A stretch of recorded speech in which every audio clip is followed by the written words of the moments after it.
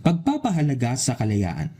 Yan ang mensahe ni Pangulong Ferdinand R. Marcos Jr. sa selebrasyon ng ika-127 taong anibersaryo ng kasarinlan ng Pilipinas.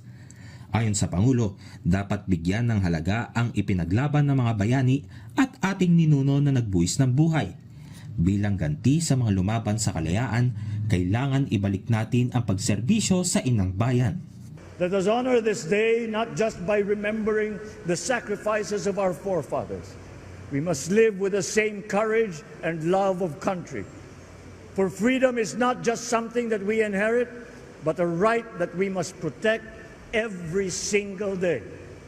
Kaya ngayong araw, habang ipinagdiriwang natin ang ating kalayaan, lalo natin paigtingin ang pagmamahal at paglilingkod sa ating minamahal na Pilipinas. Iginit din ng Pangulo na ang totoong kalaban ng kalayaan ay mga manhid.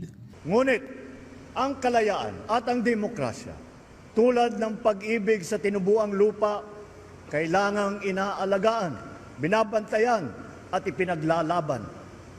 Dahil ang totoong kalaban ng kalayaan ay ang pagiging manhid. Manhid sa hinain ng taong bayan, manhid sa kalagayan ng ating kapwa, manhid sa kapakanan ng ating bansa. Hinimok ng Pangulo ang mga lingkod bayan na tuparin ang mga tungkulin para mapalaya ang taong bayan sa mga hamon. Pananagutan, yan ang sigaw ng sambayanan. Mula sa sirang tulay, kalsada, mahal na pagkain, kakulangan ng kuryente, ang nais ng taong bayan ay tunay na pagkilos at na pagserbisyo.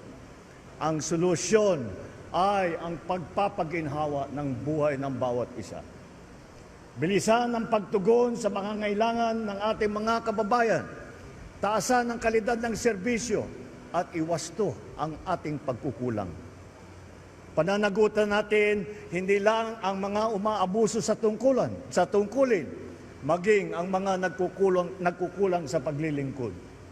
Dahil mas madadama ng Pilipino ang kalayaan kung may pagkain sa hapag, may maayos na transportasyon, may gamot para sa mga may sakit, at may dignidad ang bawat manggagawa. Hinikayat naman ng Pangulo ang publiko na maging mapanuri sa harap ng paglipanan ng fake news at misinformation. Hiling din niya na manatiling tapat kahit walang nakakakita, maninindigan at piliin ang pagkakaisa sa gitna ng pagkakaiba. Pinangunahan ng Pangulo kasama sina First Lady Liza Araneta Marcos, Ilocos Norte 1st District Representative Sandro Marcos, Joseph Simon at William Vincent Marcos ang pagtataas ng watawat ng Pilipinas sa Luneta Park. Nag-alay din siya ng bulaklak sa bantayog ni Dr. Jose Rizal na isa sa mga lumaban para sa kasarinlan ng bansa. Si Senate President Francis Escudero naman ang nanguna sa pagdiriwang sa Baraswain Church sa Malolos, Bulacan. Sumentro ang kanyang mensahe sa halaga ng pagkakaisa ng mga Pilipino. Si Defense Undersecretary Pablo Lorenzo ang nanguna sa aktibidad sa Mausoleo de los Veteranos de la Revolucion sa Manila North Cemetery. Dito nakalagak ang mga labi ng mga veterano ng himagsikang Pilipino. Ipinunto niya ang hakbang ng pamahalaan para protektahan ang teritoryo ng Pilipinas lalo na sa West Philippine Sea.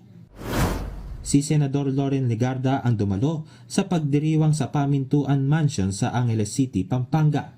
Naging headquarters ng Katipunan ang makasaysayang gusali noong Philippine-American War.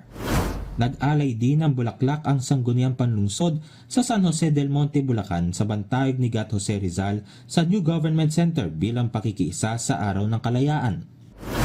Sa San Juan City, pinangunahan ni San Juan City Representative Bel Zamora at San Juan City Mayor Francis Zamora ang selebrasyon sa pinaglabanan shrine. Dito unang lumaban ang mga Katipunero sa pwersa ng mga Espanyol na naging hudyat ng revolusyon. Nag-alay naman ng bulaklak sa bantayog ni Gat Andres Bonifacio sa pangunguna ng lokal na pamahalaan ng Caloocan City at ni DILG Undersecretary Omar Alexander Romero. Gab Humilde Villegas para sa Pambansang TV sa Bagong Pilipinas.